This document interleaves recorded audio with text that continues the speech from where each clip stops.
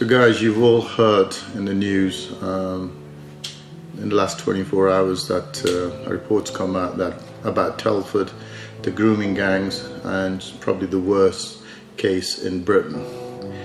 This is not actually frigging right, because every city across the UK, this kind of thing is happening on an industrial scale. These are not just sexual grooming gangs, these are rape gangs, raping young people, young as 10, 11-year-olds, and destroying their lives. Telford is not the only town or the city where it's happening. You just have to Google any town: Bradford, Leeds, Aylesbury, Oxford, Bristol, Newcastle, and you're getting the same formula, that lover boy formula, providing people with gifts, providing them with drink and drugs, and then drugging them and then raping them on an industrial scale. Girls young as 11, 10-year-olds. Makes me sick to the core when I hear these things. But girls young as 10, 11, passed on to people, town to town, raped by 5 to 10 people a day. And you know what? The rape gangs went out and done it. But the government, the council, the police aided and abetted them. By remaining silent on this issue, they were actually on the side of the perpetrators. And still to this date, nobody really wants to tackle the core of the problem. Everybody's too scared. Everybody's too PC, politically correct. Everybody wants to appease. In the last 40 years, it's appeasement. And appeasement in my books is cowardice. We have people in high positions who could make changes overnight that would have an impact across the UK, but they are too much of cowards. These people will say the right words because it's in the press now, and they'll be saying them for the next 2-3 days, and once it's out the press, once the news is gone, out of sight, out of mind, and they haven't done anything about it. Things that were put in place after the Rotherham ain't working. It ain't working because we're not tackling the real cause. We can't even say, without being accused of racism or Islamophobia, we can't even say who these perpetrators are. But if we can't say who they are, how can we tackle these visible people? You know, these invisible people. We've got to make them visible so we can tackle this problem. It's sickening, and I would love to swear, because there are words here that I would love to use, but which I won't. I won't belittle myself, but it hurts me. It hurts me for reasons. For the last 20 years, we've been saying these things to police forces up and down the country, and all they've been saying is bring proof, bring proof, bring proof. And we now know they've been sitting on proofs. Rotherham was sitting on proof. Telford was sitting on proof. And it's extremely sickening in the case of Telford, when these perpetrators, these gangs, these rape gangs, were given 20-year sentences, and one of them's already out after 5, and he's probably, you know, sitting in the sun somewhere outside, having no remorse of what he's done.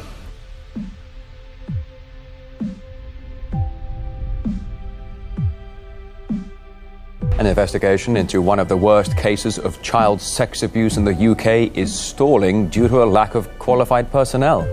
The abuse scandal centres around the sexual exploitation of over 1,400 children over the course of 3 decades in the British town of Rotherham. It was revealed that 80% of the suspected perpetrators were of Pakistani origin. RT's Polly Boyko now looking at why the investigation, launched 3 years ago, is failing to make progress. According to the senior officer investigating the scandal, 100 more police officers are needed to uncover the truth. So far, police have managed to interview 17% of a possible 1,500 victims due to a shortage in specially trained detectives. It's a really specialist area, engaging and interviewing vulnerable victims.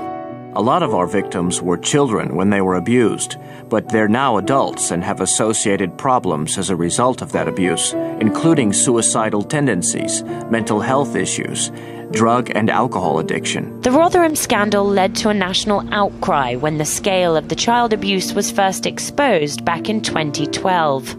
2 years later, an independent inquiry found that for decades, through systemic failures in policing and social services, the sexual abuse of children went on right under the noses of the authorities. Gangs of men, the majority of whom were of Pakistani origin, preyed on mostly white girls aged from 11 to 15. Many of the victims thought they were in relationships with their abusers. When the crimes were uncovered, local authorities in Yorkshire were accused of failing to tackle the problem, partly through fear of being branded racist. On the part of the authorities, in their cases, they were actually saying that these girls made a lifestyle choice. It's about the fact that the authorities didn't want to be branded racist. The ringleaders of the Rotherham grooming gang last year, I think, they're distant relatives of mine. But you know what? It doesn't change the responsibility that people like me have on tackling this particular issue. So I've been campaigning against child sexual exploitation and on-street gang grooming gangs who are predominantly of a Pakistani origin for over 10 years. The investigation into Rotherham abuse has cost £10 million so far. 4 individuals have been convicted, 18 have been charged, and 38 have been arrested. No one senior has been held to account. And with just 17% of the victims interviewed so far, all this may just be the tip of the iceberg. Coming up, an explosive report you just have to see to believe. Muslims rape gangs targeting girls by the thousands, but the truth is being silenced by political correctness. It's a huge scandal in Britain. Muslim rape gangs. You may not have heard much about it. It's been covered up by the media and the government. But now we're about to show you the entire story, and it is shocking. Dil Hurd brings us this incredible story from London. Some scandals are so massive that they're simply hard to believe. But this one is true. As many as 1 million white English children may have been the victims of Muslim rape gangs, better known as grooming gangs, in towns up and down Great Britain. Policy analyst George Igler. I mean, when you counter an issue that is just so unbelievable, just so outside your frame of reference and understanding, the immediate human reaction is just not want to believe it at all. Perhaps even harder to believe is that while there have been prosecutions, British authorities have still not stopped this criminal activity. There's a particular problem involving Pakistani heritage men who target young, vulnerable white English girls. Not my words, but a member of Parliament, Jack Straw, who also said these Pakistani heritage men view white English girls as, quote, easy meat.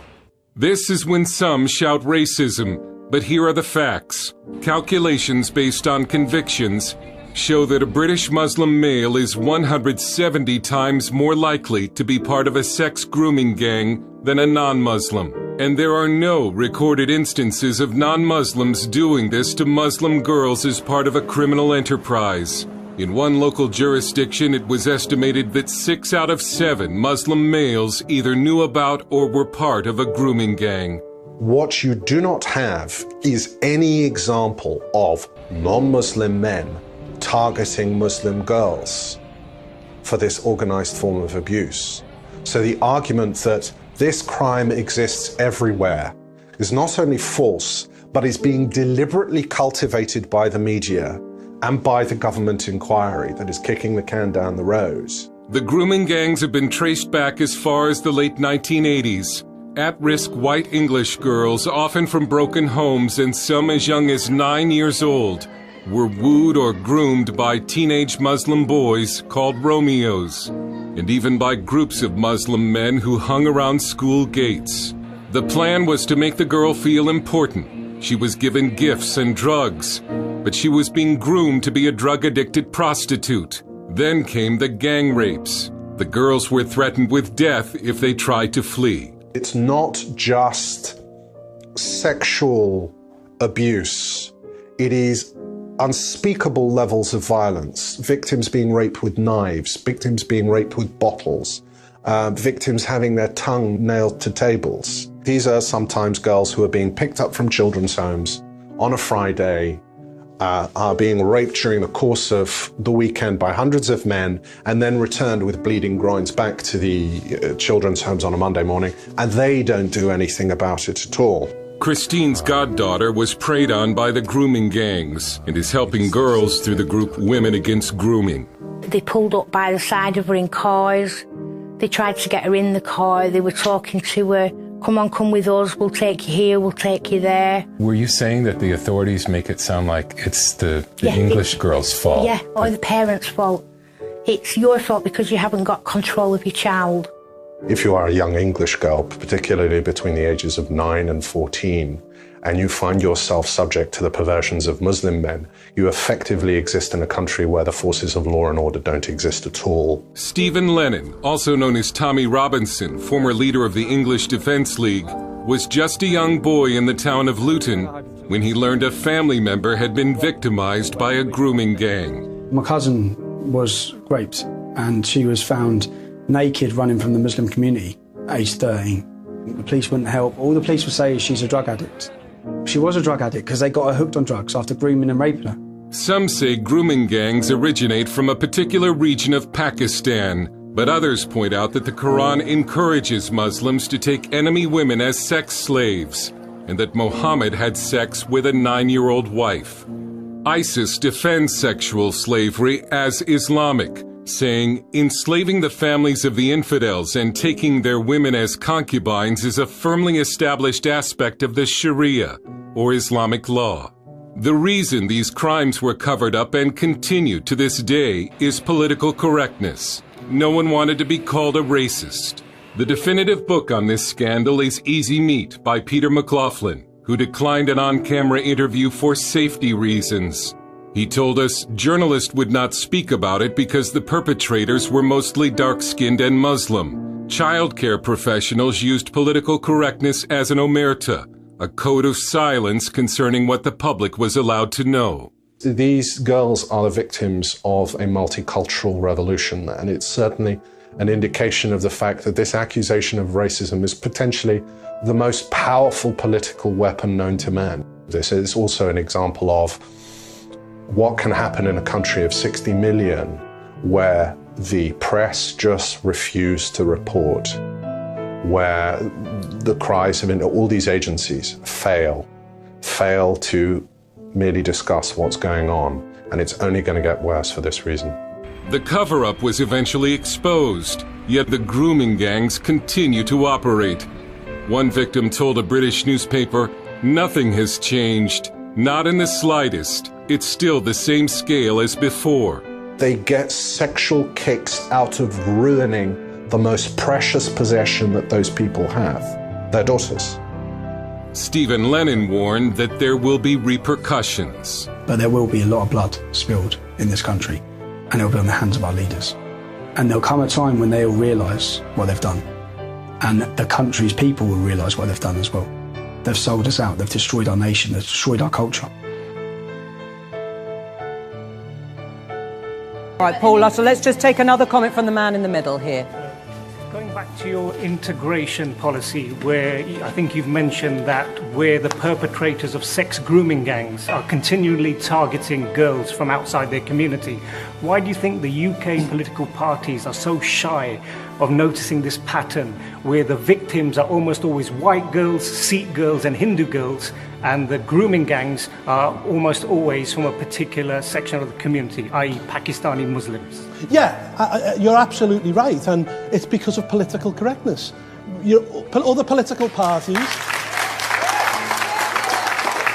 Other political parties and local authorities have turned a blind eye for this for far too long. And we end up in a situation like Rotherham, where we've had 1,400 girls who've been either groomed or raped or gone through terrible, terrible things. The fact is, because of political correctness, we've said nothing and we've turned a blind eye. The point is, I would argue that religion and race in these circumstances should be an aggravating factor when these cases go to court. Right.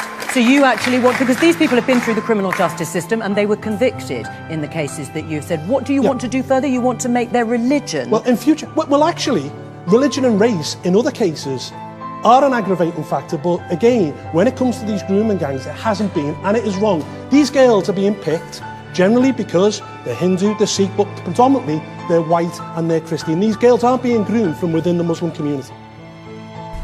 My Lords, I fear that reply is shamefully inadequate, because these girls are usually raped several times a day.